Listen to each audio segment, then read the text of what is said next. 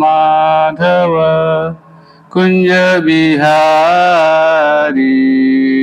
जय राधा माधव कुंज बिहारी जय राधा माधव कुंज बिहारी जय राधा माधव कुंज बिहारी जय गोपी जन वल्लभ गिरिवरधारी गोपी जन वल्लभ गिरिवरधारी यशोदानंदन व्रजन रंजन यशोदानंद यशोदानंदन व्रजन रंजन यशोदानंदन व्रजन रंजन यशोदानंदन व्रजन रंजन यशोदानंद व्रजन रंजन यमुना तीरावनचारी यमुना तीरावनचारी यमुना तीरावनचारी यमुना तीरावनचारी जय राधा माधव कुंज बिहारी जय राधा माधव कुंज बिहारी जय राधा माधव कुंज बिहारी जय राधा माधव कुंज बिहारी हरे कृष्णा कृष्णा कृष्णा हरे हरे हरे राम राम राम हरे हरे हरे कृष्णा कृष्णा कृष्णा हरे हरे हरे राम राम राम हरे हरे कृष्णा कृष्णा कृष्णा हरे हरे हरे राम राम राम हरे हरे हरे कृष्णा कृष्णा कृष्णा हरे हरे हरे राम राम राम हरे हरे कृष्णा कृष्णा कृष्णा हरे हरे हरे राम राम राम हरे हरे हरे कृष्णा कृष्णा कृष्णा हरे हरे हरे राम राम राम हरे हरे हरे कृष्णा कृष्णा कृष्णा हरे हरे हरे राम राम राम हरे हरे हरे कृष्णा कृष्णा कृष्णा हरे हरे हरे राम राम राम हरे हरे कृष्णा कृष्णा कृष्णा हरे हरे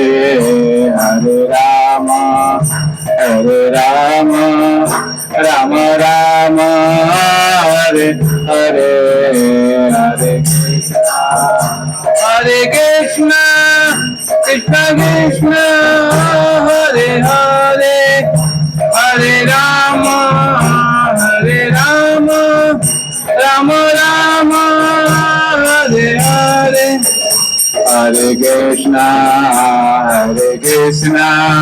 कृष्ण कृष्ण हरे हरे हरे राम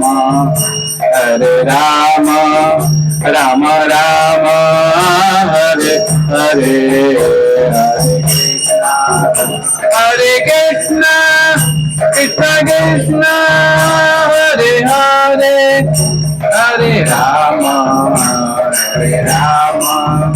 राम राम हरे हरे जय राधा श्याम सुंदर राधा श्याम सुंदर राधा श्याम सुंदर श्री राधे जय राधा श्याम सुंदर राधा श्याम सुंदर राधा श्याम सुंदर श्री राम जय राधा मदन मोहन राधा मदन मोहन राधा मदन मोहन श्री राधे जय राधा मदन मोहन राधा मदन मोहन राधा मदन मोहन श्री राधे जय राधा माधव राधा माधव राधा माधव श्री राधे राधा माधव राधा माधव राधा माधव जय राधा गोपीनाथ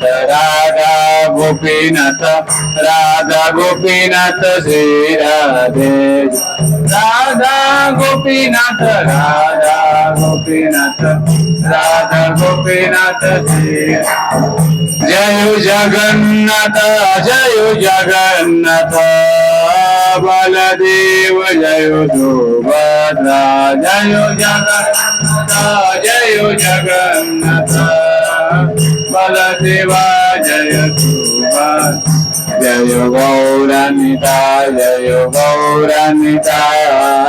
गौरानिताय जय गौरानिताय गौरानिताय जय जय प्रभुपाद जय शिल प्रभुपाद जय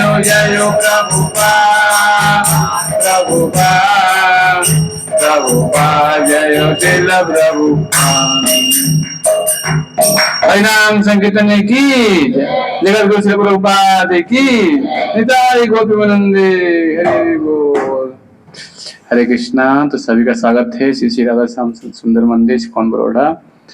आज हम पढ़ेंगे भगवत गीता यथारूप अध्याय 6 और श्लोक संख्या है 33 और 34। 2 श्लोक साथ में पढ़ेंगे। पेज नंबर है 250। मेरे साथ में थोड़ा बोलेंगे। हाँ 6.33।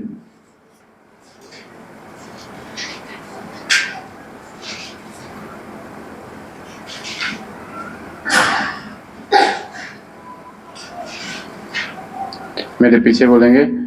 अर्जुन उवाच य अयं योगः त्वया प्रोक्तः साम्येन मधुसूदन एतस्य अहं न पश्यामि चंचलत्वात् स्थितिं स्थिराम। मेरे पीछे बोलेंगे। अर्जुन उवाच योऽयं योगस्तत्त्वया प्रोक्तः साम्येन मधुसूदन एतस्याहं न पश्यामि चंचलत्वात् स्थितं स्थिराम्। अर्जुन उवाच योऽयं योगस्तत्त्वया प्रोक्तः साम्येन मधुसूदन एतस्याहं न पश्यामि चंचलत्वात् स्थितिमिस्थिरा। पढ़े कोई? पढ़िए। अर्जुन उवाच योऽयं योगस्तत्त्वया प्रोक्तः साम्येन मधुसूदन एतस्याहं न पश्यामि चंचलत्वात् स्थितिस्थिराम्। और भी पढ़ेंगे। अर्जुन उवाच योऽयं योगस्तु तत्त्वया प्रोक्तः साम्येन मधुसूदन एतस्याहं न पश्यामि चंचलत्वात् स्थिराम्।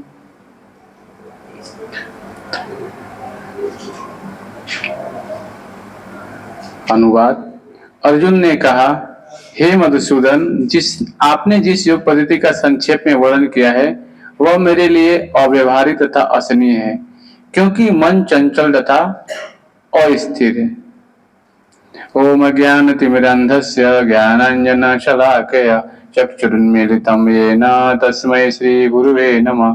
श्रीचैतन्यमनोभीष्टं स्थापितं येन भूतले स्वयं रूप कदा मह्यं ददाति स्वपदान्तिकं। वन्देऽहं श्रीगुरो श्रीयुतपदकमलं श्रीगुरून् वैष्णवांश्च श्रीरूपं साग्रजातं सहगण रघुनाथान्वितं तं सजीवं साद्वैतं सावधूतं परिजनसहितं कृष्ण चैतन्यदेवं श्रीराधा कृष्णपादान् सहगण ललिता श्रीविशाखान्वितांश्च। हे कृष्ण करुणा सिंधु दीनबंधो जगत्पते गोपेश गोपिका कांत राधा कांत नमस्तुते। तप्त कांचन गौरांगी राधे वृंदावनेश्वरी वृषभानुसुते देवी प्रणमामि हरिप्रिये। वाञ्छाकल्पतरुभ्यश्च कृपा सिन्धुभ्येव च पतितानां पावनेभ्यो वैष्णवेभ्यो नमो नमः। जय श्री कृष्ण चैतन्य प्रभु नित्यानंद श्री अद्वैत गदाधर श्रीवासादि गौर भक्तवृंद। हरे कृष्णा कृष्णा कृष्णा हरे हरे हरे राम राम राम हरे हरे। हरे कृष्णा। तात्पर्य में पढ़ता हूँ, ध्यानपूर्वक सुनिएगा। भगवान श्री कृष्ण ने अर्जुन के लिए सुचो देशे से लेकर के योगी परमो मद तक जिस योग पद्धति का वर्णन किया है उसे अर्जुन अपनी असमर्थता का अस्वीकार कर रहा है। इस कलयुग में सामान्य व्यक्ति के लिए यह संभव नहीं है कि वह अपना घर छोड़कर किसी पर्वत या जंगल के एकांत स्थान में जाकर योगाभ्यास करे। आधुनिक युग की विशेषता है अल्पकालिक जीवन के लिए घोर संघर्ष। लोग सरल व्यवहारिक साधनों से भी आत्म संस्कार के लिए उत्सुक या गंभीर नहीं है। तो फिर इस कठिन योग पद्धति के विषय में क्या क्या कहा जा सकता है, जो जीवन शैली, आसन विधि, स्थान के चयन तथा भौतिक व्यस्तताओं से विरक्ति का नियमन करती है। व्यवहारिक व्यक्ति के रूप में अर्जुन ने सोचा कि इस योग पद्धति का पालन असंभव है। भले ही वह कई बातों में इस पद्धति पर खरा उतरता था। वह राजवंशी था, उसमें अनेक सद्गुण थे, वह महान योद्धा था, वह दीर्घायु था और सबसे बड़ी बात तो यह है कि वह भगवान श्री कृष्ण का घनिष्ठ मित्र था। 5000 वर्ष पूर्व अर्जुन को हम में से अधिक सुविधाएं प्राप्त थी, तो भी उसने इस योग पद्धति को स्वीकार करने से मना कर दिया। वास्तव में इतिहास में कोई ऐसा प्रलेख प्राप्त नहीं जिससे यह ज्ञात हो सके कि उसने कभी योगाभ्यास किया हो। अतः इस पद्धति को इस कलयुग के लिए सर्वथा दुष्कर समझना चाहिए। हाँ, कतिपय विरले व्यक्तियों के लिए इस पद्धति सुगम हो सकती है, किंतु सामान्य जनों के लिए यह असंभव प्रस्ताव है। यदि 5000 वर्ष पूर्व ऐसा था तो आधुनिक समय के लिए क्या कहना।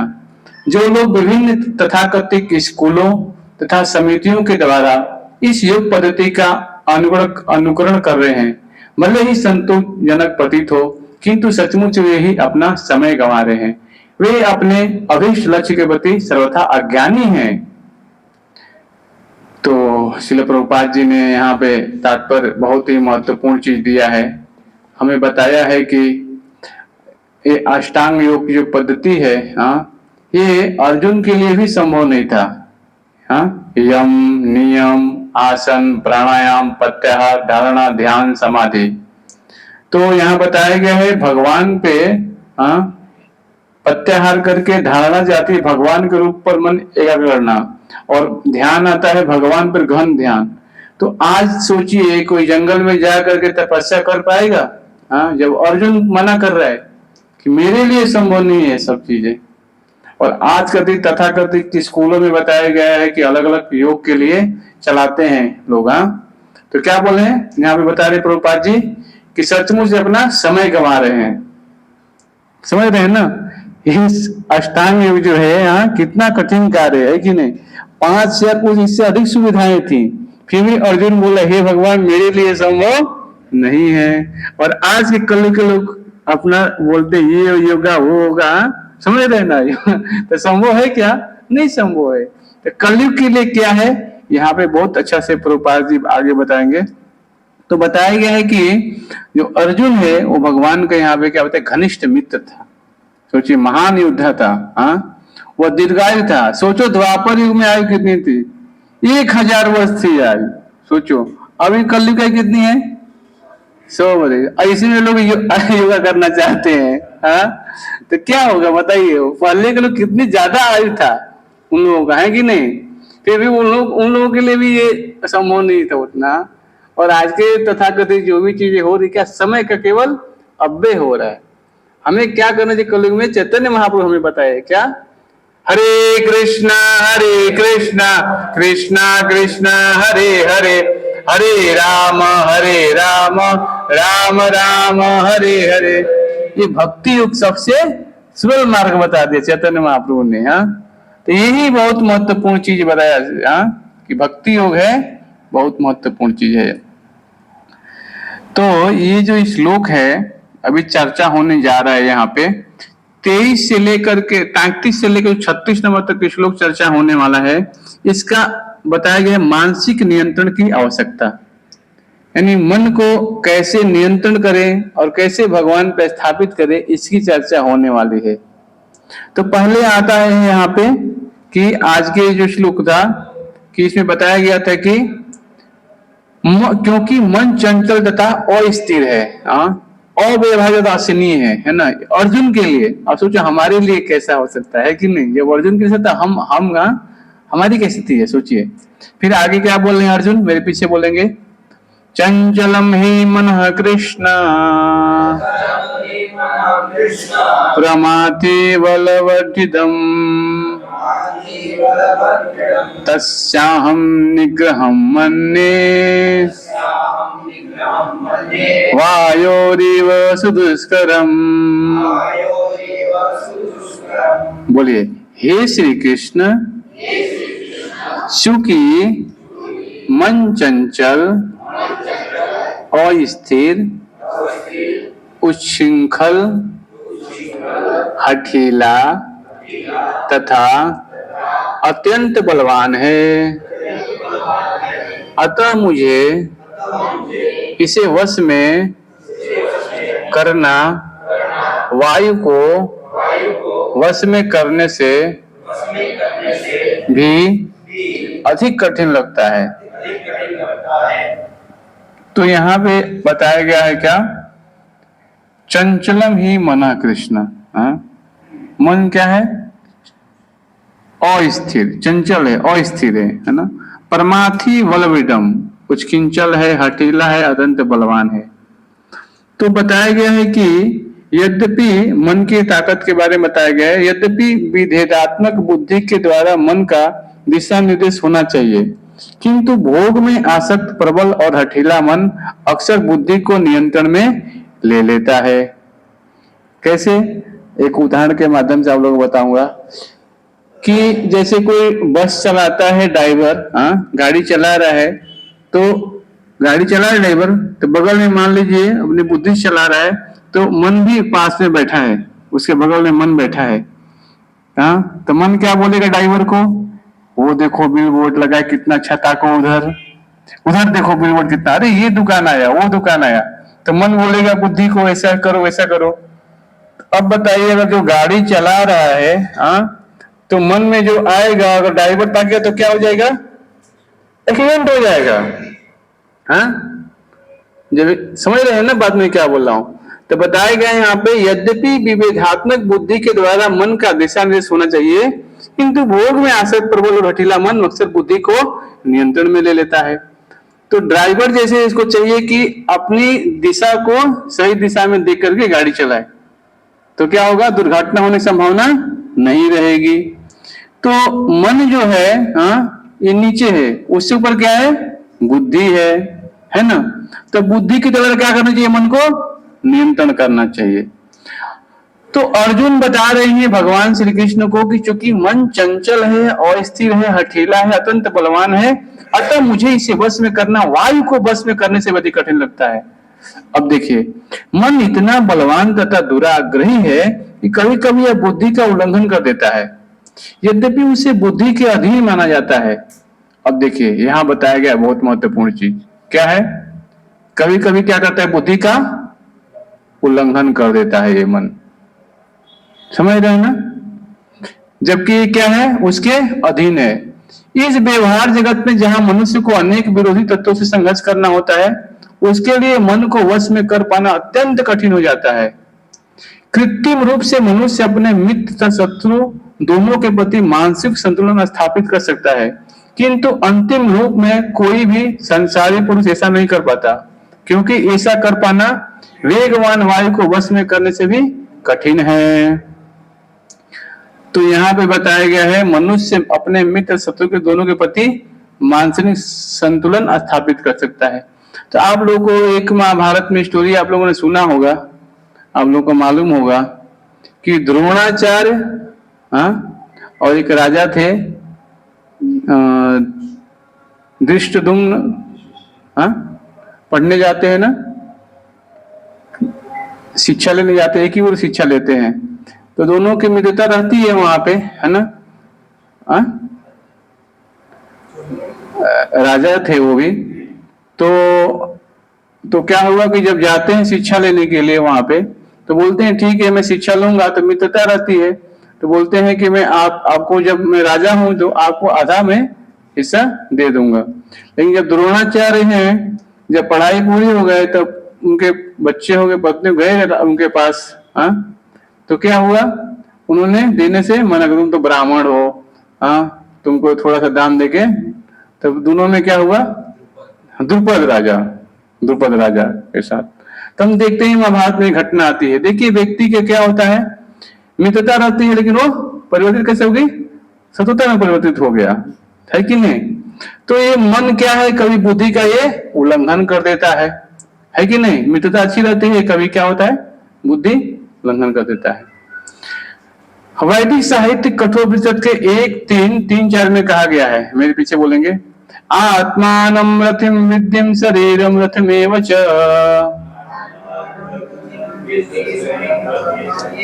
बुद्धिं तुम सारथि विद्धि मनः प्रकृतिमेव च,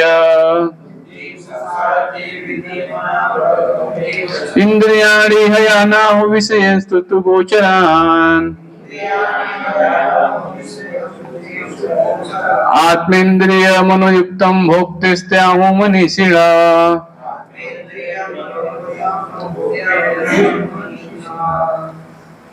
प्रत्येक व्यक्ति इस भौतिक शरीर रूपी रथ पर आरूढ़ है और बुद्धि इसका सारथी है।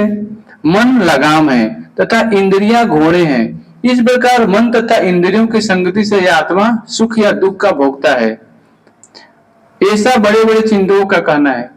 अलमारी में से गीता दीजिए, थोड़ा और पड़ा है ना गीता, निकालिए रखिए यहाँ पे। तो गीता में एक प्रभुपाद जी ने पोस्टर बनाया है, आप लोग सब लोग निकालिए जरा, मैं दिखाता हूँ।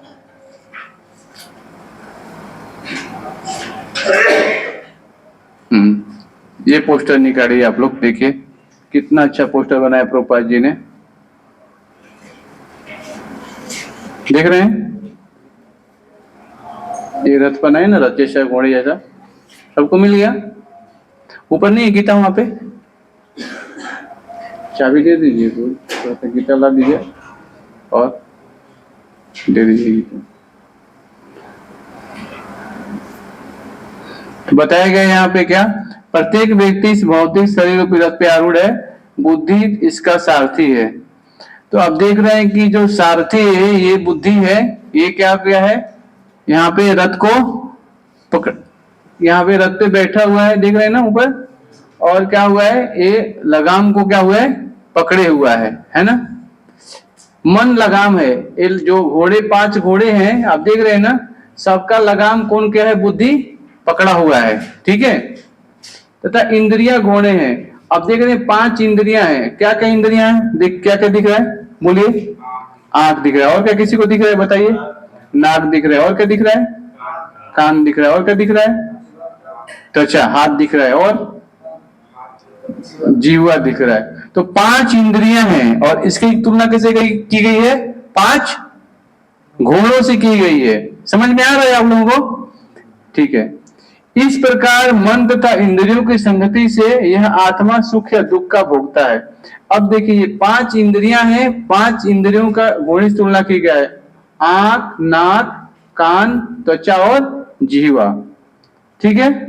और क्या बता रहे हैं कि ये 5 जो इंद्रियां हैं, ये लगाम जो है ना घोड़े को पकड़ा हुआ है, मन क्या है, वो इंद्रियों को पकड़े हुआ है, और बुद्धि जो है ना इसका लगाम को क्या है, पकड़े हुआ है, और आत्मा इसमें बैठा हुआ है। समझ गए आप लोगों? तो शरीर की तुलना की गई है, शरीर में क्या है, आत्मा है तो गाड़ी चल रही है कि नहीं? अब बुद्धि है, बुद्धि कहाँ से आती है? हाँ, बुद्धि कहाँ से आती है? जब हम भगवत गीता सुनते हैं, हाँ, शास्त्र पढ़ते हैं, तो बुद्धि आध्यात्मिक आती है। करना क्या है, अब जो मन है ये क्या करता है, हाँ, हमें ये रथ को चलाता है। मन बोलता है चलो आज चलना है कहीं घूमने के लिए, तो बुद्धि बोलता है नहीं अभी जाना है गीता क्लास में, हाँ, है कि नहीं? तो ये आध्यात्मिक बुद्धि है कि नहीं? सब काम छोड़ के आते भगवान की श्रवण करने के लिए, है कि नहीं? तो देखिए मन क्या हुआ, आपने मन को ऊपर बुद्धि के द्वारा नियंत्रण किया, नहीं तो अगर मन नियंत्रण में तो कहीं और चले गए होते, आज यहाँ के बात है कि नहीं? सही बात है कि नहीं? इसी प्रकार जो हमारी इंद्रियां हैं हमें क्या करे, संसार में घुमा रही है। अभी एक तुलना और बताऊंगा। अब ये जो घोड़े हैं, मान लीजिए आप रोड पे जा रहे हैं और घोड़ा को कहीं घास दिख गया तो क्या होगा बताइए? हाँ, घास दिख गया तो घोड़ा उतर के कहीं भाग गया इधर उधर, तो जो रथ पे बैठा है क्या सही से रह पाएगा? क्या होगा, वो गिर जाएगा। तो घोड़ा क्या है, कुछ लगाते, कभी देखा आप लोगों ने? क्या लगाते, क्या लगाते? हाँ, ऐसा लगाते, कभी देखा है? क्यों लगाते हैं? हाँ, ट्रैक पे रहे हो इसीलिए वो लगाते हैं ऐसा। तो इसीलिए हमारे जो इंद्रियां हैं, अगर ये इंद्रियां भगवान की तरफ रहेंगी, हाँ, तो क्या होगा, ये गाड़ी हमारी सही चलेगी। कितना सिंपल सा चीज प्रभुपाद जी हमें समझा रहे हैं कि नहीं? आगे क्या बता रहे हैं यहाँ पे देखिए, यद्यपि बुद्धि को मन के द्वारा नियंत्रण करना चाहिए, किंतु मन इतना प्रबल तथा हठी है कि इसे अपनी बुद्धि से भी जीत पाना कठिन है। अब देखिए ये बता रहे हैं क्या, बहुत महत्वपूर्ण चीज है। मन इतना प्रबल तथा हठी कि इसे अपनी बुद्धि के से भी जीत पाना कठिन हो जाता है।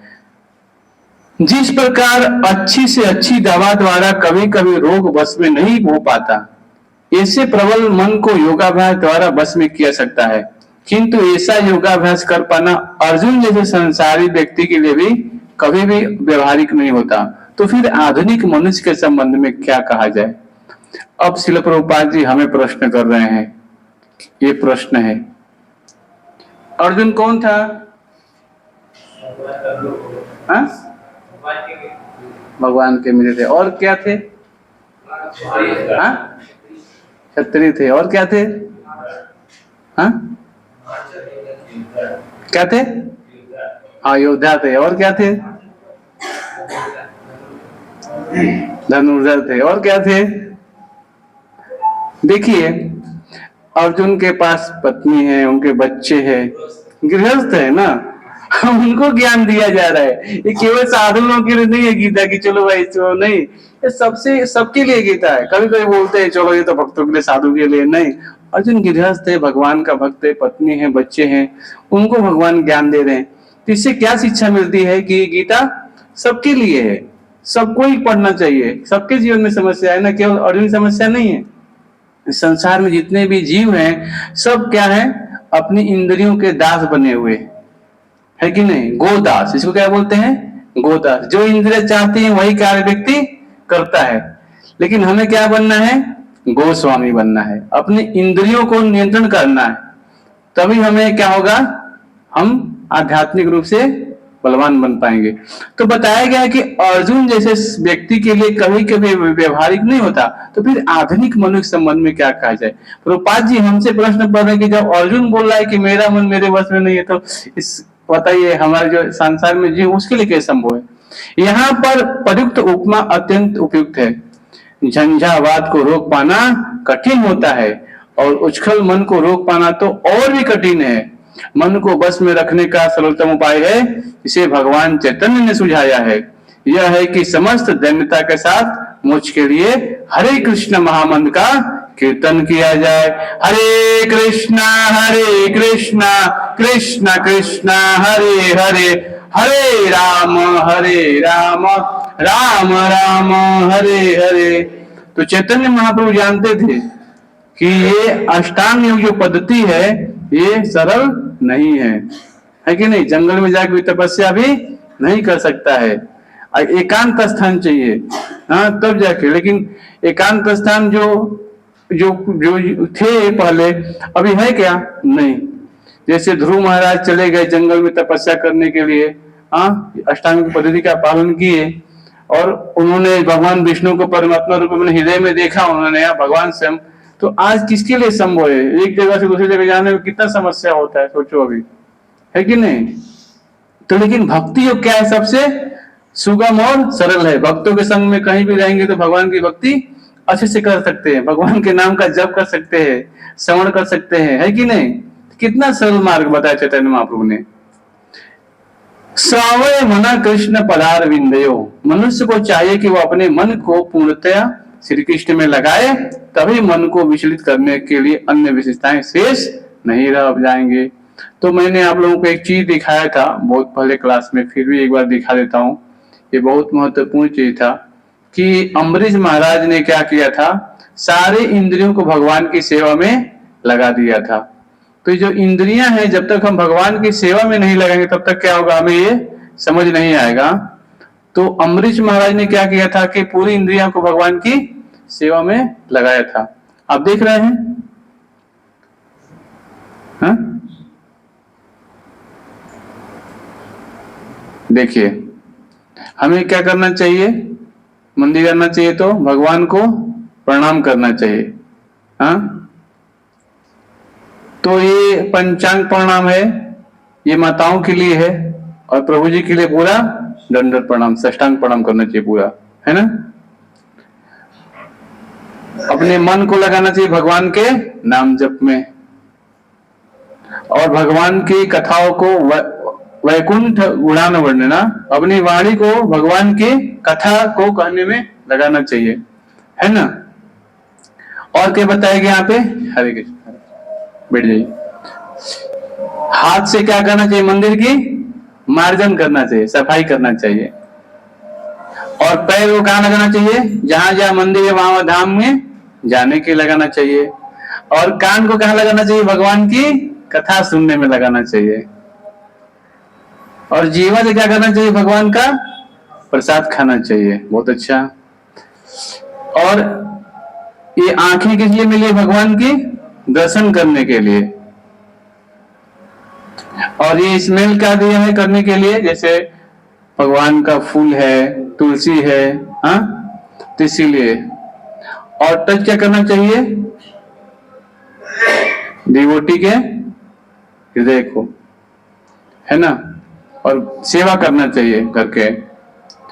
तो ये सारी इंद्रियों को जब हम भगवान की सेवा में लगाएंगे तो क्या होंगे? इंद्रियां हमारे कंट्रोल में हो जाएंगे। तो ये नवधा भक्ति के लक्षण बताए गए हैं, है ना। तो ये अम्बरीश महाराज ने क्या किया था? सारी इंद्रियों को भगवान की सेवा में लगा दिया था। इससे क्या हुआ था? वो नियंत्रण कर पाए थे इंद्रियों को। अब मेरे पीछे बोलेंगे, श्री भगवान उवाच। प्रभु जी को गीता दे दो जरा, गीता दे दो, पीछे आए ना, प्रभु जी को दे दो, एक माता जी को भी दे दो। बोलिए, असंशयम महाबाहो मनो दुर्निग्रहं चलम अभ्यासेन तो कौन्तेय वैराग्येण च गृह्यते। बोलिए, भगवान श्री कृष्ण ने कहा, हे महाबाहु कुंती पुत्र, निसंदेह चंचल मन को वश में करना अत्यंत कठिन है, किंतु उपयुक्त अभ्यास द्वारा तथा विरक्ति द्वारा ऐसा संभव है।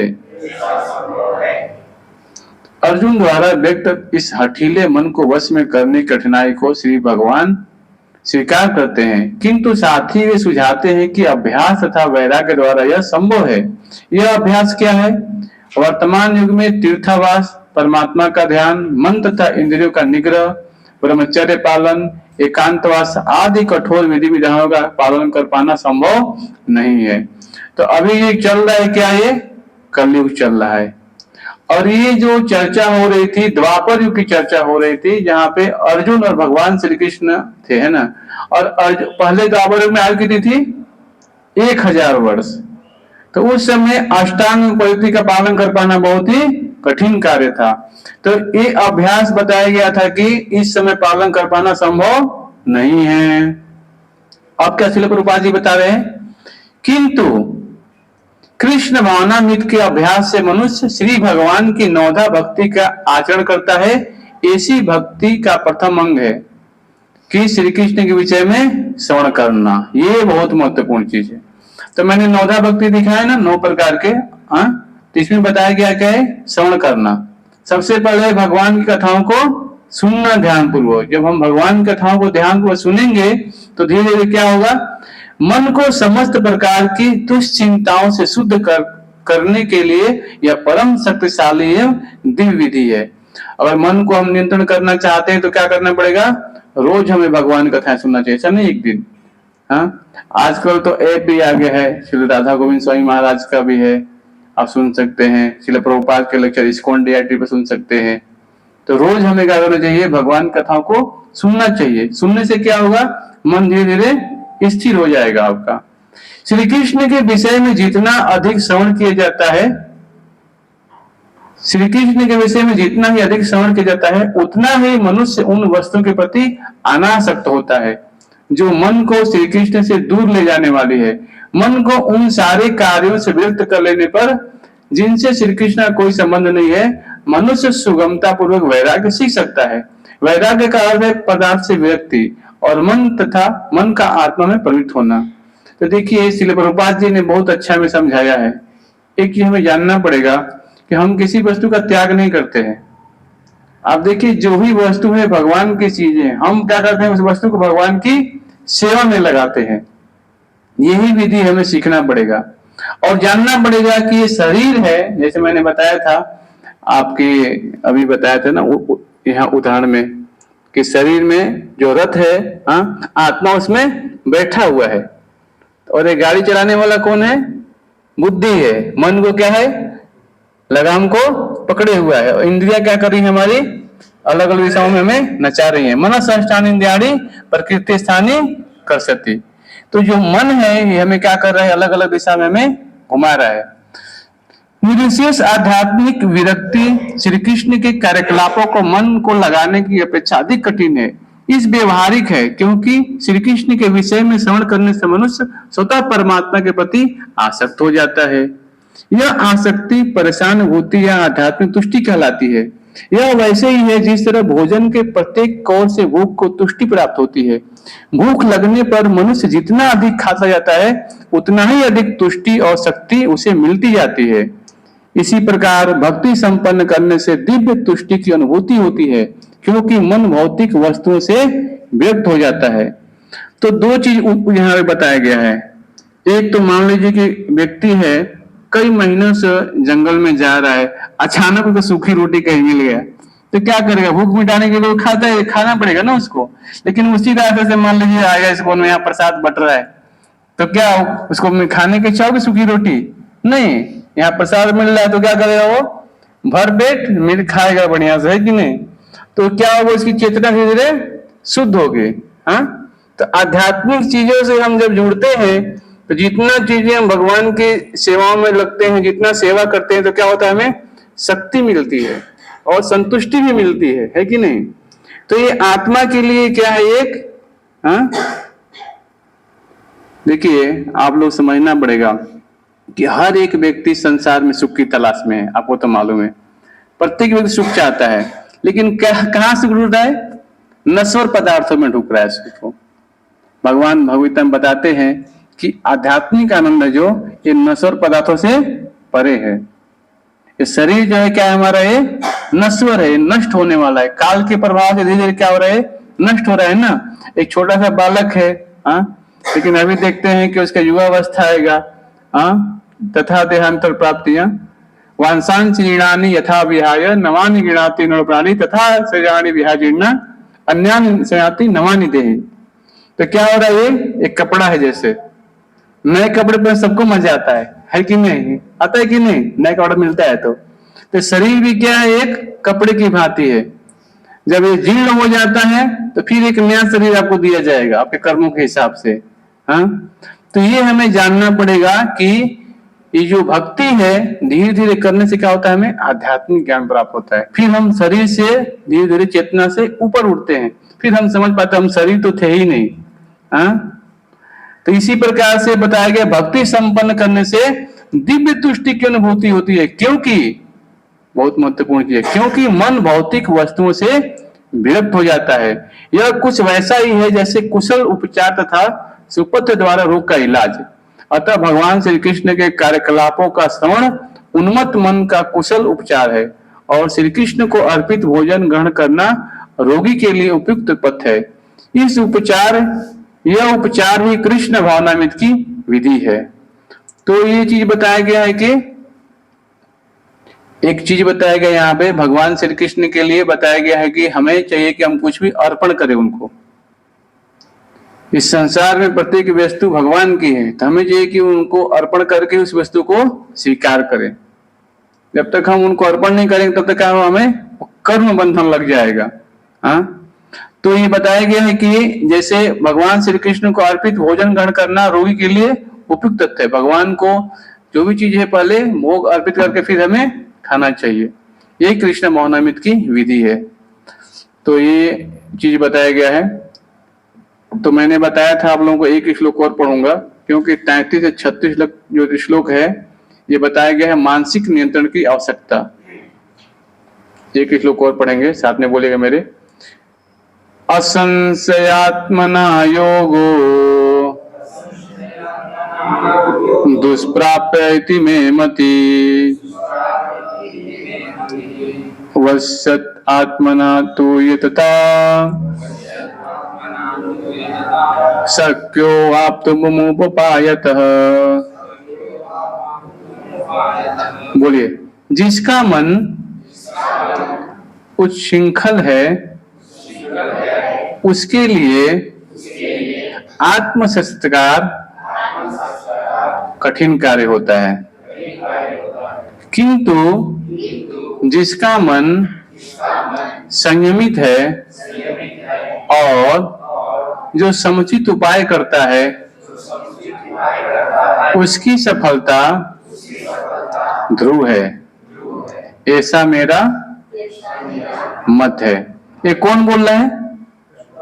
भगवान श्री कृष्ण। किसको बोल रहे हैं? अर्जुन को बोल रहे हैं। केवल अर्जुन को नहीं बोल रहे हैं, जो भी गीता पढ़ रहे सबके लिए चीज है ये, है ना। जैसे भागवतम में आता है, अजामिल था, बहुत पढ़ा लिखा विद्वान था, सोचो, है कि नहीं। सारे विधि विधान का पालन करता था। तो जंगल में क्या किया? फूल तोड़ने के लिए पिताजी ने बोला जाओ तो जाके करना है, फूल लेके आओ, लकड़ी लेके आओ। हाँ, पढ़ा लिखा व्यक्ति था, लेकिन क्या देख लिया उसने जंगल में? एक वेश्या को देख लिया आलिंगन करते हुए। तो सब पढ़ा लिखा ज्ञान क्या हो गया? वो बुद्धि भ्रष्ट हो गया, फिर वो पतित हो गया, गिर गया अपने पद से। देखिए कितना बड़ा बड़ा पद, भक्ति में आगे बढ़े हुए भी सब विधि विधान के बाद फिर भी वो गिर जाते हैं। तो हमें भी चाहिए कि मन को संयमित करें। हाँ, मन उच्छृंखल है। हाँ, तो हमें जानना पड़ेगा, श्री भगवान घोषणा करते हैं कि जो व्यक्ति अपने मन को भौतिक व्यापार से विलग करने का समुचित उपचार नहीं करता, उसे आत्म संस्कार में शायद ही सफलता प्राप्त हो सके। भौतिक भोग में मन लगाकर योग का अभ्यास करना मानो अग्नि में जल डालकर उसे प्रज्वलित करने का प्रयास करना हो। तो एक उदाहरण आता है, एक उदाहरण देते प्रभु जी बहुत अच्छा, कि हम ध्यान करते हैं, है कि नहीं। कई लोग ध्यान करते हैं, कई लोग कुछ करते हैं, कई सारे से योगा भी चलता है। लेकिन आप बताओ, अष्टांग योग का पालन करके इसका कल में संभव है? नहीं। तो समय का केवल अपव्यय हो रहा है। तो अग्नि जल रही है, फिर उसमें हमने पानी डाल दिया उसमें, उसके ऊपर, तो क्या होगा? अग्नि बुझ जाएगी। हाँ, इसी प्रकार यहां बताया गया है कि अग्नि में जल डालकर उसे प्रज्वलित करने का प्रयास करना हो, तो बताया गया मन को निग्रह किए बिना योगाभ्यास समय का अपव्यय है, केवल समय का अपव्यय है। योग का ऐसा प्रदर्शन भले ही भौतिक दृष्टि से लाभप्रद हो, किंतु जहां तक आत्मसत का प्रश्न है, यह सब व्यर्थ है। अतः मनुष्य को चाहिए कि श्री भगवान के दिव्य प्रेमा भक्ति में निरंतर मन को लगा करके उसे बस में करे। तो ये है स्थिति कि मनुष्य को चाहिए कि भक्ति के विधि विधानों का पालन करे। हाँ, जो भक्ति की विधि है क्या है? श्रवणम कीर्तनम विष्णु। हाँ, भगवान की कथाओं को सुनना, भगवान के मंदिर में अर्चक की सेवा करना, हाँ, भगवान की वंदना करना। तो भगवान के जितने भी नौधा भक्ति की चीज है हमें पालन करना चाहिए। अतः मनुष्य को चाहिए कि श्री भगवान की दिव्य प्रेम भक्ति में निरंतर मन को लगा करके उसे बस में करे। कृष्ण भावना में प्रवृत्त हुए बिना मन को स्थिर कर पाना असंभव है।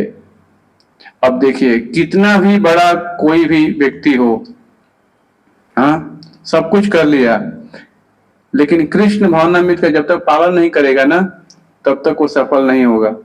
क्योंकि कृष्ण भावनामृत हमें सिखाता है कि कैसे मन को स्थिर करना है, कैसे भगवान की सेवा में इंद्रियों को लगाना है। हाँ, नहीं तो देखो बड़े बड़े चीज, बहुत सारी चीज है, लेकिन क्या है, लोग असफल हो जाते हैं, नहीं समझ पाते विज्ञान को। कृष्ण भावना भावित व्यक्ति बिना किसी अतिरिक्त प्रयास के ही योगाभ्यास का फल सरलता से प्राप्त कर लेता है, किंतु योगाभ्यास करने वाले को कृष्ण भावना भावित हुए बिना सफलता नहीं मिलती है। आप लोगों को मालूम होगा कि बड़े बड़े योगी जितने भी हैं जंगल में जाते हैं, बहुत लोग तपस्या करने जाते हैं, सिद्धियां पा लेते हैं, है ना। फिर भी क्या होता है, कुछ समय बाद पद से गिर जाते हैं। क्यों गिर जाते हैं? क्योंकि कृष्ण के स्वरूप को निराकार मानते हैं वो लोग। हाँ, भगवान के स्वरूप को नहीं मानते। अरे भाई, आपके पिताजी का रूप था, उनके दादाजी का रूप था कि नहीं? उनके दादाजी का रूप था कि नहीं? ऐसे रूप जाएंगे तो कहां तक जाएंगे आप? हाँ, ब्रह्मा जी तक जाएंगे, तो उनका भी है कि नहीं है? तो वो बता रहे हैं यहाँ कि भगवान की भक्ति है। ईश्वर परमः कृष्ण सच्चिदानंद विग्रह अनादिरादि गोविंद सर्व कारण कारणम। हाँ, ये ब्रह्मा जी बता रहे हैं जो सृष्टि करता है, तो हमें भी चाहिए कि उनका पालन करें, उनकी बातों को समझे हम। हाँ, तो भागवतम से मैं थोड़ा बताऊंगा आप लोगों को। ये भागवतम में एक कथा आती है,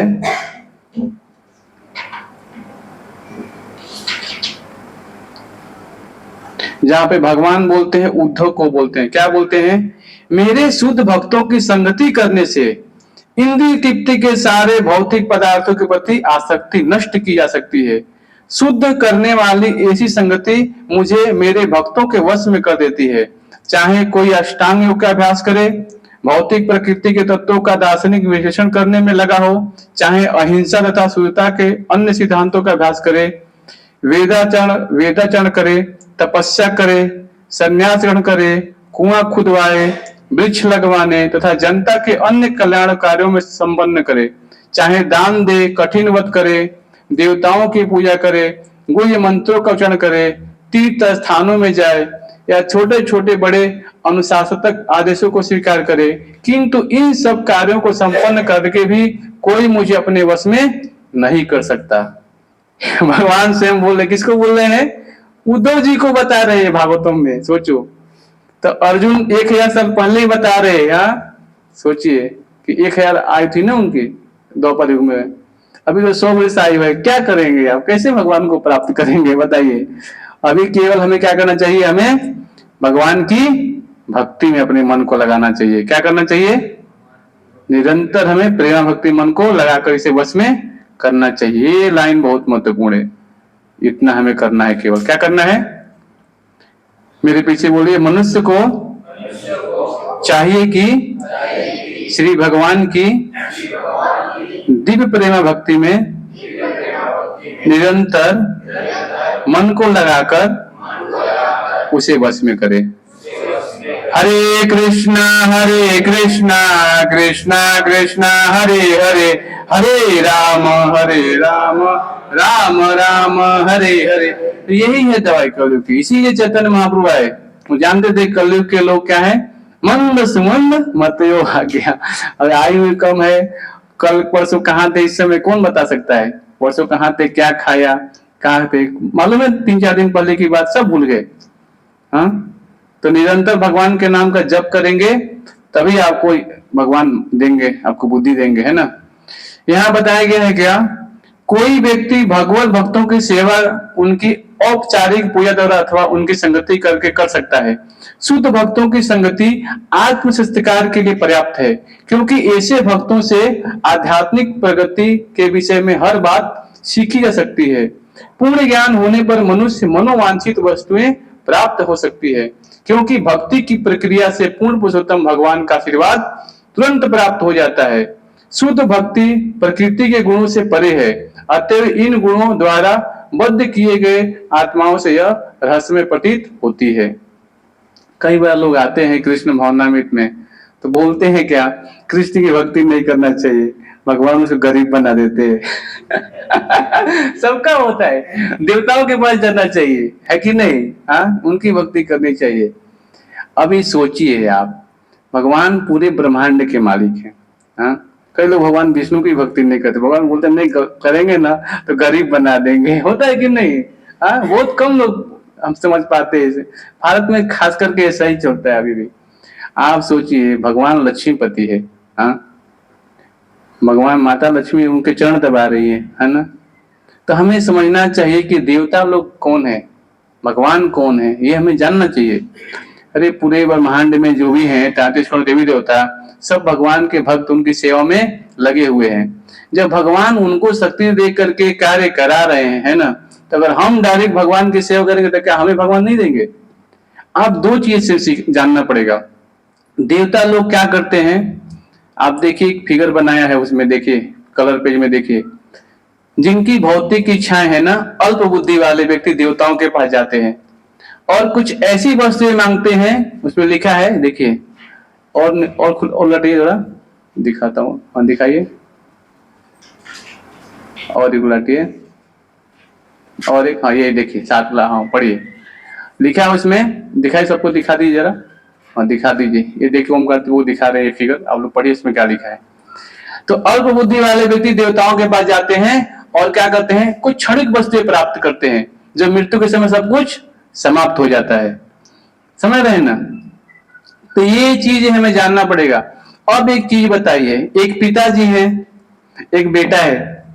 बेटा आया, पिताजी बोल रहा है मुझे सिगरेट चाहिए पीने के लिए, तो पिताजी क्या सिगरेट देंगे? क्या देंगे? एक थप्पड़ देंगे। है कि नहीं? पिताजी क्या देंगे? थप्पड़ देंगे।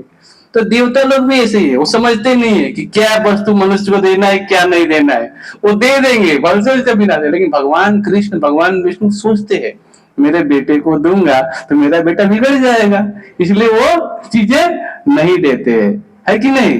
भगवान सोच विचार करते हैं हमारे लिए, कितना सोचते विचारते हैं कि ये भक्ति से कहीं गिर ना जाए, ज्यादा धन दे दूंगा तो उसी में आएगा ही नहीं मेरे पास, है कि नहीं। इसीलिए भगवान सोचते विचारते हैं, वही चीजें हमें प्रदान करते हैं जो हमारे आत्मा के कल्याण के लिए है, समझ रहे हैं ना। लेकिन देवता लोग क्या करते हैं, इसमें विचार नहीं करते, वो आपको दे देंगे जो लेना है लो, जल्दी मिल जाता है लोग खुश हो जाते हैं, है कि नहीं। लेकिन ये क्या है, हमें जानना पड़ेगा। इसीलिए यहाँ बताया गया, यहाँ पे शुद्ध भक्तों की संगति आत्म संस्कार के लिए पर्याप्त है, क्योंकि ऐसे भक्तों से आध्यात्मिक प्रगति के विषय में हर बात सीखी जा सकती है। पूर्ण ज्ञान होने पर मनुष्य को मनोवांछित वस्तुएं प्राप्त हो सकती हैं, क्योंकि भक्ति की प्रक्रिया से पूर्ण पुरुषोत्तम भगवान का आशीर्वाद तुरंत प्राप्त होता है। क्या बताया गया भागवतम में कि व्यक्ति को त्रिवेण भक्ति योगेन अकामो सर्व कामवा मोक्ष कामो उदारदी, त्रिवेण भक्ति योगेन, जब तीव्रता से भक्ति करेंगे तो भगवान सब कुछ आपको प्रदान कर सकते हैं। लेकिन हमें क्या करते हैं, मान सम्मान इस सबसे ऊपर उठना पड़ेगा। तो ये चीजें बहुत महत्वपूर्ण बताया गया है।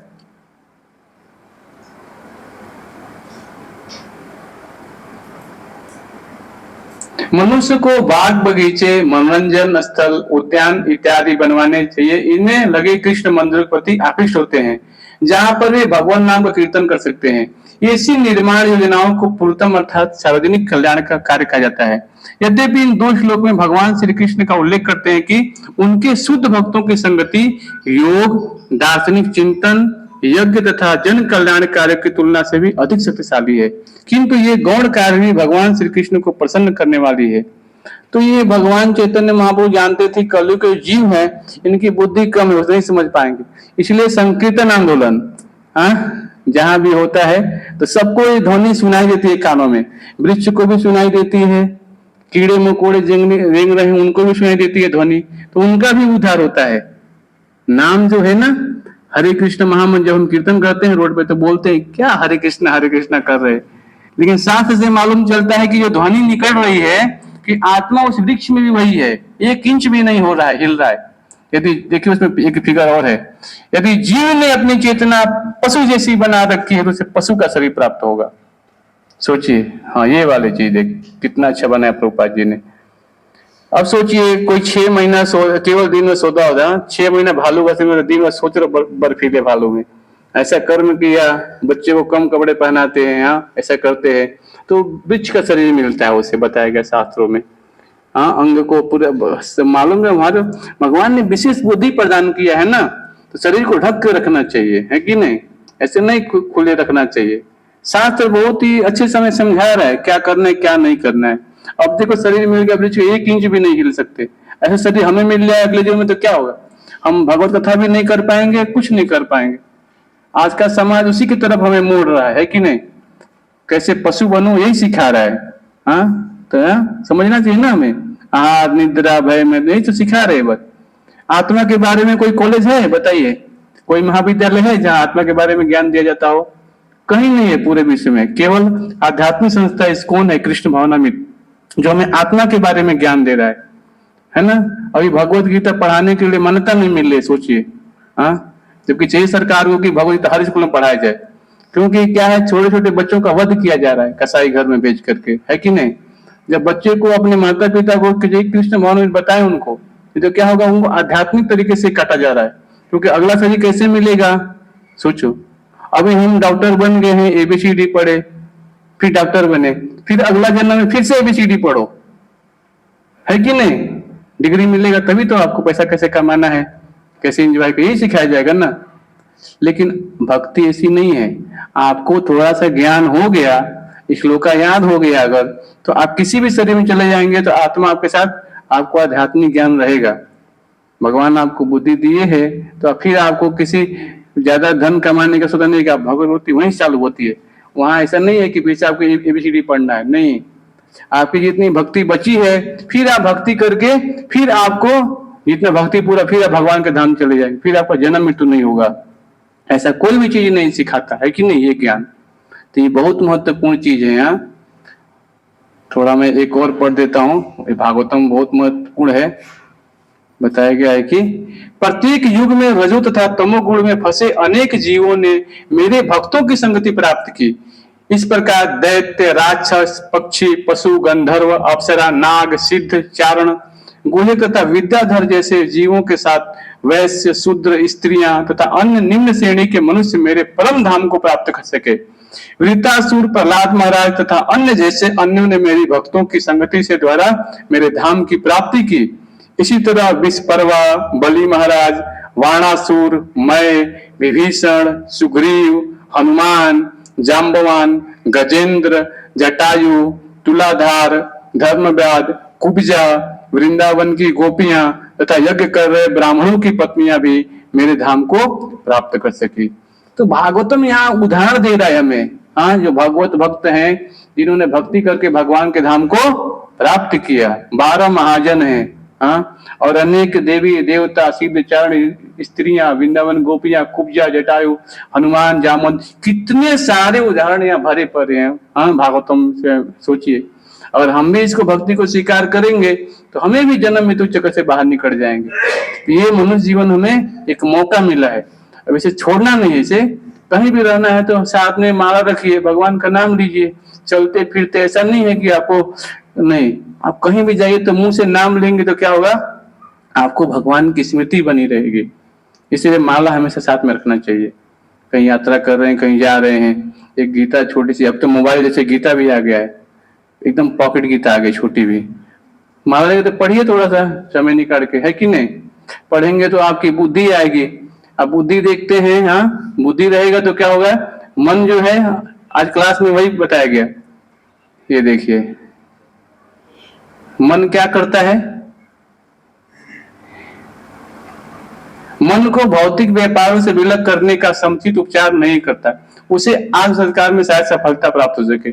तो भगवान बोले, जो व्यक्ति अपने मन को अपने भौतिक व्यापार से विलग करने में समुचित उपचार नहीं करता है, उसे आत्म संस्कार प्राप्त नहीं हो सकता है।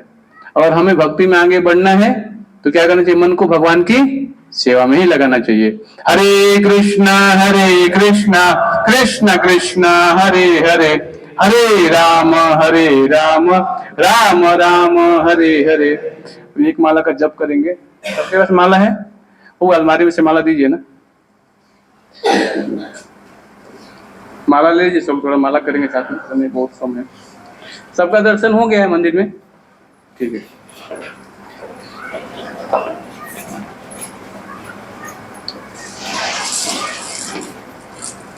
आप रोज कितनी माला करते हैं? छोड़ दिया आपने? आप तो 16 माला कर रहे थे ना? हाँ, कितना कर रहे हैं अभी? फिर से चालू करिए माला, ठीक है?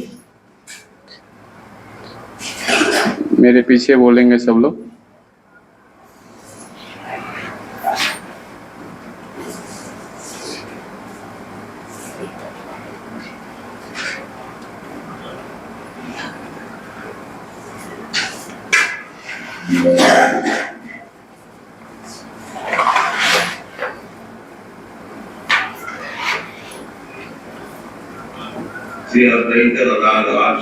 तो एक बार ये मंत्र बोलेंगे, मेरे पीछे बोलेंगे, जय श्री कृष्ण चैतन्य प्रभु नित्यानंद श्री अद्वैत गदाधर श्रीवासादि गौर भक्तविंद। अब साथ में हरे कृष्ण महामंत्र बोलेंगे। मंत्र को बोलना है और ध्यानपूर्वक सुनना है ना? जितना हम ध्यानपूर्वक सुनेंगे उतना ही हमें आध्यात्मिक शक्ति प्राप्त होगी, फिर हमारा मन धीरे धीरे स्थिर होगा, है ना? मन में अनेकों विचार आएंगे, लेकिन हमें विचारों पे नहीं जाना चाहिए। हमें क्या करना चाहिए, मन को बोलना चाहिए, हे मन, अनेक जन्मों से मैं तुम्हारा बात माना, जो आपने बोला वैसा ही मैंने कार्य किया, लेकिन अभी मनुष्य जन्म मिला, अभी तुम केवल नाम को सुनो। मन को ऐसा बोलना है, तुमने हर बात माना है, तुम नाम को सुनो, फिर मैं तुम्हारा बात मानूंगा। एक क्या कहते हैं, बुद्धि को ऊपर लाना है, ठीक है? तो मन में तो विचार आएंगे आएंगे, क्योंकि कई जन्मों के विचार हमारे मन में हृदय में है ना, वो सब माला कर दे तो बाहर आता है कि नहीं? मतलब सफाई हो रहा है, घबराना नहीं है, हाँ, है ना? ठीक है, साथ में बोलेंगे अब। ठीक है, सब लोग माला मिल गया ना? माला वो कैसे पकड़ना है देखिए, प्रभु जी सिखाई जाता उनको। हाँ सही है, अभी सही है।